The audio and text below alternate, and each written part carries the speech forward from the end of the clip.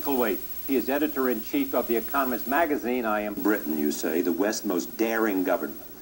I think it is. I think there's an interesting point. You could argue, this is being somewhat provocative, but you could argue that Britain is now more interesting than it has been, and this is a slight indictment to Tony Blair in some ways, is more interesting any other time since Margaret Thatcher, because you now suddenly have a government doing massively radical things in the same way as Margaret Thatcher was doing things. But those things are called austerity. It's austerity, but it's also about the big challenge. You look around the world, the big challenge at the moment is, there are two big challenges. One is what to do about capitalism. The other one is what to do about the state.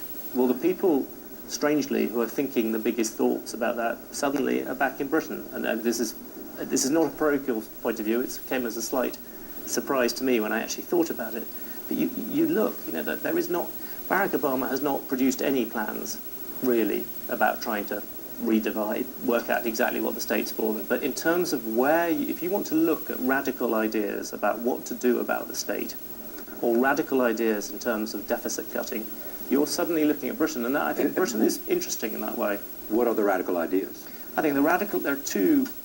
Partly one is just the savagery of what they're doing. They're cutting on a scale unlike any other government. They're cutting 20% out of most departments. That is a lot to take out. They've exempted health, and that's going to be enormously difficult to push. Some used to say in the United States, they're cutting. It's not just fat they're cutting to the muscle. Yeah, they're cutting it back in a big way. Secondly, there is a sort of beginnings of there is this big intellectual problem there, which we've wrestled with, endless people wrestle with, and you can see the Republican right, which has generally been the source of ideas on this, has not really, I think, got hold of it.